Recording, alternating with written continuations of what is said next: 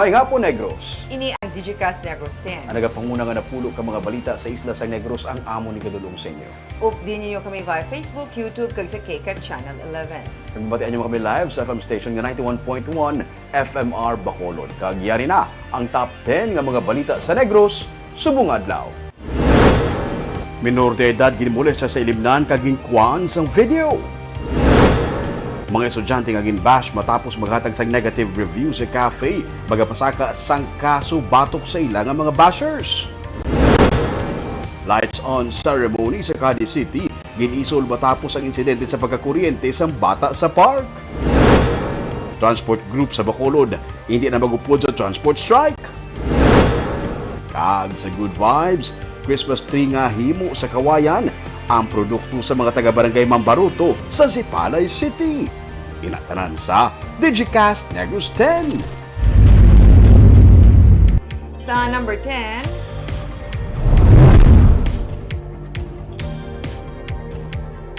Transport Group ang hindi na mag-untat biyahe sa Huwebes kag Biyernes sa Bacolod City. Sa baylo nga mag-upod sa 2-day nationwide transport strike sa Huwebes kag Biyernes, magapadulong sa opisina sang LTFRB Regional Office sa Iloilo City ang tiglawas ng katapos ng Bacolod Alliance of Commuters, Operators and Drivers o kun bakod. Agud to didto magapatigayon sang rally. Suno kay Rudy Catedral, ang presidente sang bakod, nakasugtan Manila upod sa transport group nga Manibela nga sa Biyernes magapatuman sang rally sa atubang sang daan nga City Hall.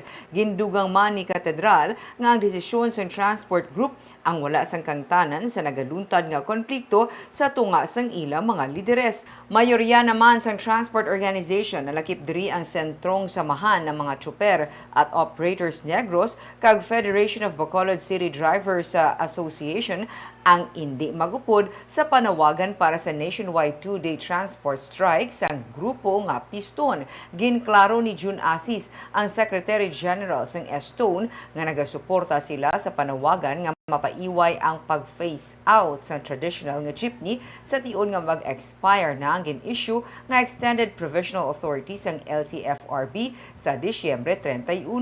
Nagasalig man sila kay Mayor Albi Benitez nga makahimo sang tikang agon makapadayon sila sa pagbiyahe sa pihak sang ginapatuman nga jeepney modernization program. Kung sa kausa lang tayo mag-base, same lang kami sa kausa nga ginaaway, nga madipinsahan nga hindi ma-consolidate ang amon nga mga prangkisa, kag hindi kami madapot sa punto nga ma-phase out. So, ang internal naton daw wala man ya problema, kag wala nakapikto, sang sini nga na postpone, nga nationwide nga transport strike naton diri sa siyudad sa Bacolod.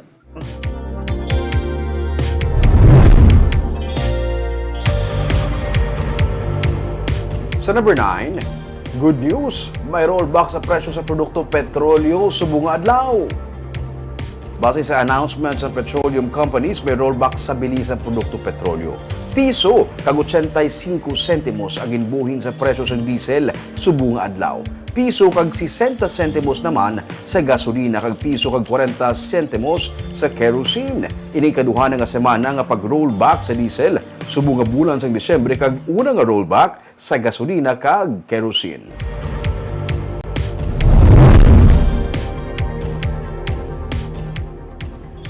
Sa number 8, presyo sang bugas may pagsaka. Jutay nga production na ginalantaw isa sa mga rason.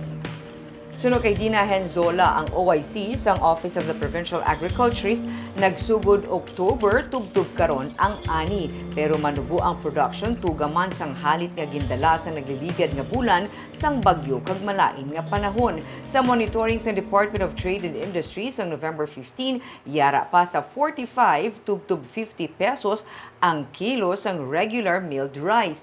Ang well-milled naman yara sa 50 tubtub 58 pesos ang kilo. Pero sa nagligad nga semana nga monitoring, suno kay Reginald Hudierez, ang Senior Trade and Industry Specialist ng DTI Negros Occidental, ang regular milled rice yara na sa 50 tubtub 51 pesos ang kilo. Wala na sa may makita nga masobra sa 40 pesos.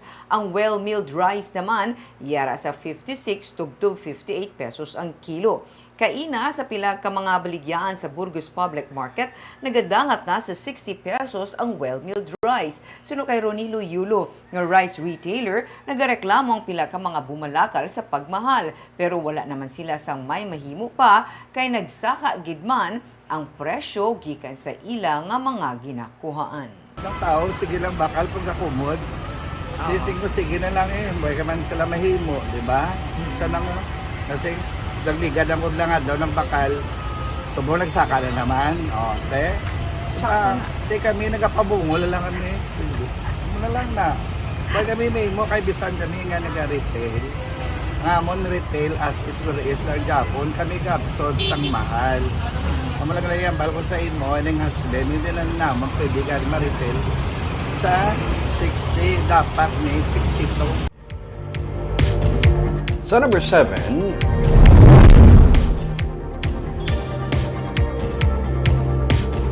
walo kadugang nga mga towing trucks ginalantaw nga makapabaskog pagid sa kampanya sa syudad sa Bacolod, batok sa illegal parking sa bulan sang Enero.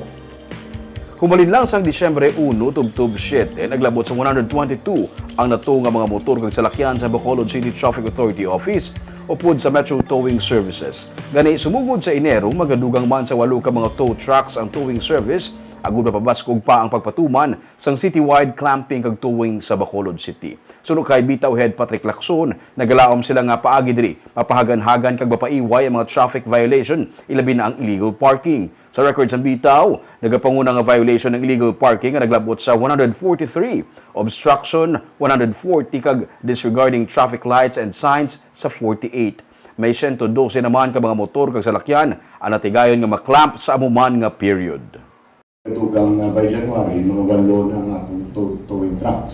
So, I'm looking forward to more efficient management of traffic. So, sir, pila lang, sir? So, kung tatlo, as we speak. And isa pa sir, isa ang department ni. May mga establishments kita diri sa siyudad sa Bacolod nga ang ilang idyang diskarte is ang dalan butangan nila sa karatula nga no parking. Yes, we will get to that. Hindi na pwede. Sir,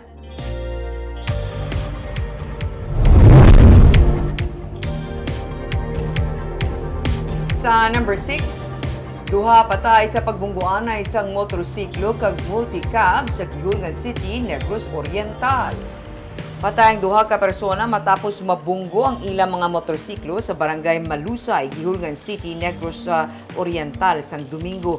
Dead on arrival sa ospital ang driver sa motorsiklo nga si Chodicio Suerte kag ang iya nga angkas nga si Jovi Kanumay. Base sa inisyal nga investigasyon sa PNP, nag-head-on collision ang motor kag ang multicab nga ginamaneho ni Wilfredo Maravilla. Bango diri, nagtabog sa sementado nga krasada ang driver sa motor kag pasahero. Gindala pa sila sa ospital apang gindeklarar nga dead on arrival. Temporaryo nga gindetain ang driver sa multicab.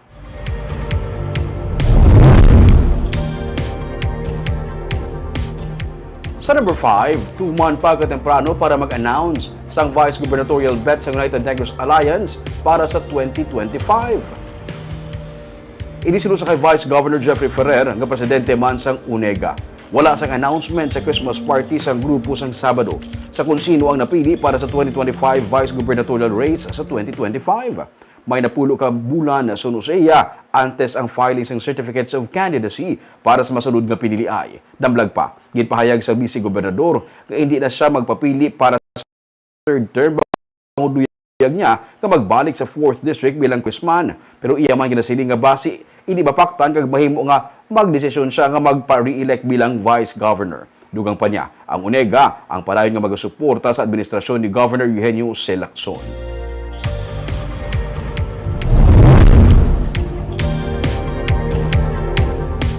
Sa number 4, mga estudyante nga ginbash matapos nga maghatag sang negative review sa isa ka cafe ang magapasaka sang reklamo batok sa ilang bashers.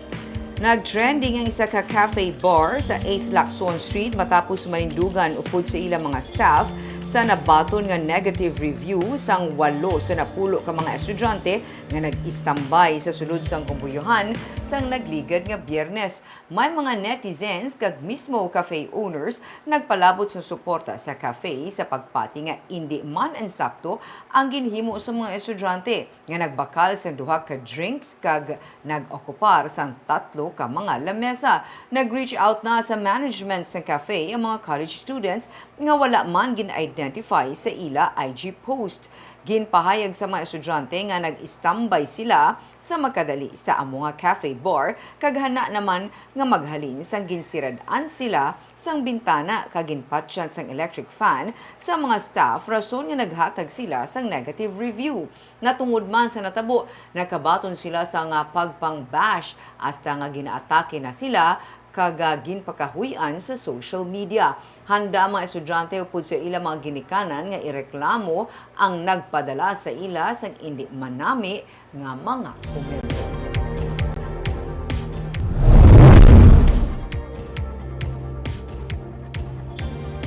Sa number 3, lights on ceremony sa Cadiz City ang ginpaisod kasunod sa pagkapatay sa isa ka menor de edad nga nakuryente sa Cadiz City Park. Samtang local government units ng Cadiz ay naghatag na sang financial assistance sa pamilya sang biktima.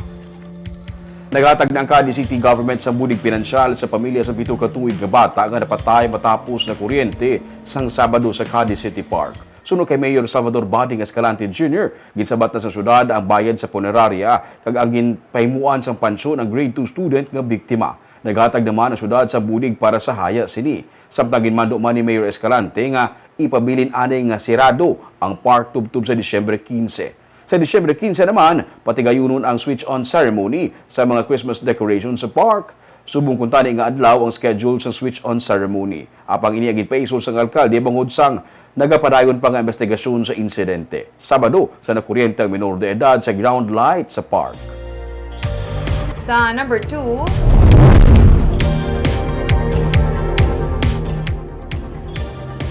ginaabi-abi sa Progressive Alliance of Capital Employees ang pagpagwa sang guidelines bahin sa releasing sang Service Recognition Incentive kag gratuity pay. Sa administrative order nga ginlagdaan ni Presidente Ferdinand Marcos Jr., ginatugutan ang pag-release ng one-time service recognition incentive na 20,000 pesos sa mga government employees.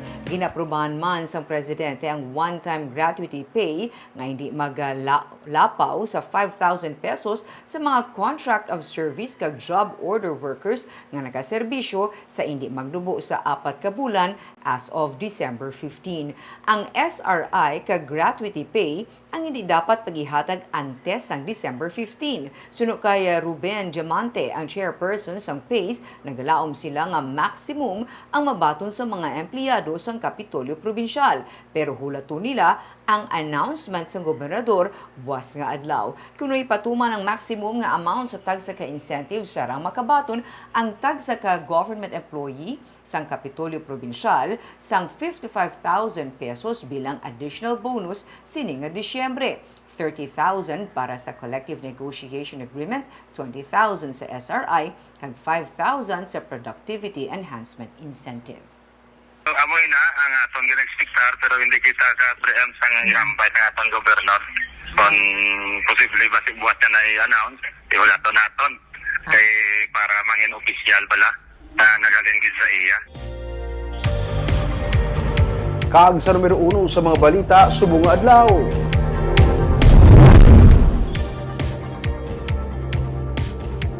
Isa ka menor de edad nga babae ang ginmolestahan sa upod niya sa ilimnan nga lalaki.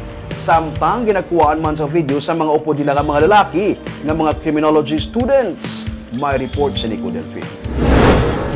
Naglapta sa social media ang video sang sexual nga pag-abuso sa 17 anyos nga babae sa sulod sang ilimnan sa 17th Lacson Street. Sa video, makita ang 4 ka mga lalaki nga nagakinadlaw samtang ginamolestya sang ila ka upod ang nagakatulog nga biktima. Suno kay Police Captain Glenn Montaño, Commander sang Police Station 2, ginausisa na sang Women and Children Protection Desk ang insidente. Agud mapasakan sang kaso nga rape ang isa sa 4 ka mga lalaki. Sarang man mapasakaan sang reklamo, angot sa pagsupak sang cybercrime law ang 3 pa ka mga estudyante nga ginapatian responsable sa pagkuha kag pagpalapta sang video. Mga criminology students sila sing isa ka universidad sa Bacolod. Dina-determine pa sang sang atong WSPD Molo siya sa sexually rape or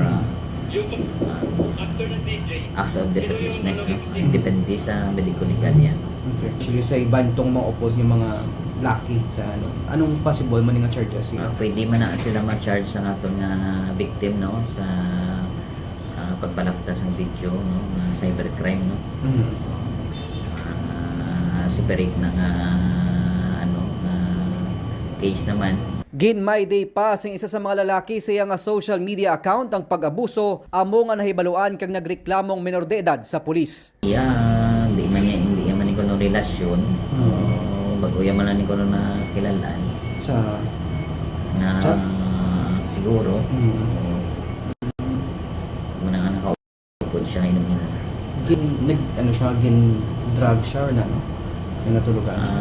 Wala man siya naka-mention sa among sinabaling iya lang natulugan siya sa paas ang lalaki wala man siya ganito kabatsyag ginano siya pero sang that time nga nakita niya ang screenshot ng video dito yan nga nakita kung ginano siya.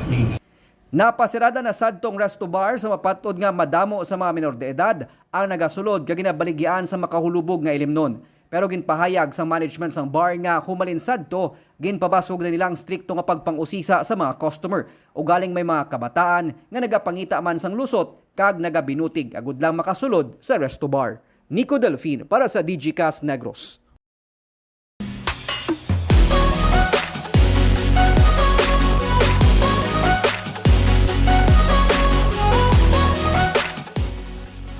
Sa Good Vibes, wala labot sa paghimo sang amakan, paghimo sang Christmas tree gikan sa kawayan ang ginakasakuan pagid sa karon sang mga pumuluyo sang barangay Mambaruto sa Sipalay City. Taga iban pa nga probinsya ang naga-order sini sa ila. May report si Romeo Subaldo.